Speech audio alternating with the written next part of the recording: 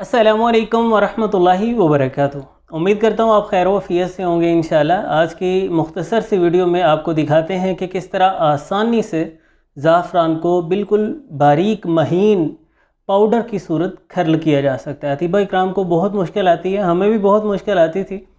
तो अल्हम्दुलिल्लाह हमारे उस्ताद मोहतरम हकीम शाहिद हुसैन साहब ने रहनुमाई की, एक सिंपल सा मेथड बताया जिसकी मदद से बहुत ही आसानी से ज़ाफ़रान को खर्ल कर लिया जाता है। वैसे तो अर्कियात वगैरह में इसे खर्ल करना होता है, लेकिन जब अकेले को खर्ल करना हो तो ये पाउडर नहीं बनता, इसकी तुरी ख़त्म नहीं होती, पिसता नहीं है।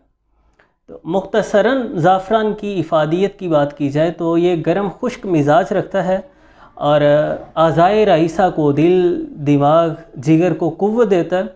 इसे मुकव्वी दवाओं में, ख़ास तौर पे मुकव्वी बा दवाओं में शामिल करने का बुनियादी मकसद ये होता है कि इसकी बदौलत दवाएं सही तरीके से बदन में सरायत कर जाती हैं। ये तेज़ी से उन्हें असर करने वाला बनाता है, यानी जिस दवा ने बहुत टाइम लेना है फ़ायदा पहुंचाने में, ज़ाफ़रान की बदौलत वो जल्दी से फ़ायदा पहुंचाना शुरू करती है और तमाम आज़ा तक उसके फ़वाइद बखूबी पहुंचते हैं। कहवे वगैरह में, चाय में इसे शामिल किया जा सकता है, घर में खीर वगैरह में शामिल कर सकते हैं। तो दवा में शामिल करने के लिए आपको दिखाते हैं कि कैसे आपने खर्ल करना है। ख़ास तौर पे ये अतीबा के लिए बहुत ही मुफीद साबित होने वाला मेथड है। तो किचन में चलते हैं।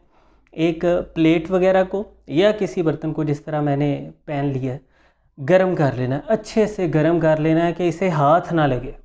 जब ये खूब गर्म हो जाए तो आपने आग बंद कर देनी है और इसमें ज़ाफ़रान छिड़क लेना है और इसे तेज़ी से हिलाना है। मतलब ये एक जगह पे पड़ा ना रहे, क्योंकि बहुत नाजुक होता है। आप जानते हैं कि ये एक फूल से हासिल होने वाला ज़ीरा है, तो बहुत ही नाजुक सी ये चीज़ है और बड़ी बाकमाल है। अगर इसे ज़्यादा सेक लग जाएगा तो इसकी इफ़ादियत कम हो जाएगी। इसे तेज़ तेज़ हिलाते जाना है। जब थोड़ी देर हिलाते जाएंगे इसकी नमी पूरी तरह से ख़त्म हो जाएगी। अब इसे खर्ल में डाल लीजिए और इसमें मोटे मोटे कुछ दाने चीनी के डालने। चीनी के दाने डालने का मकसद है कि उनकी मदद से इसे रगड़ मिलेगी।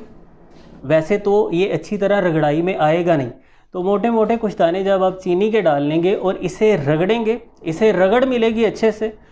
थोड़ा सा ही खर्ल करने पर बड़ी आसानी से ये मिलिया मेड हो जाएगा और बेहतरीन इसका सफ़ूफ़ बन जाएगा।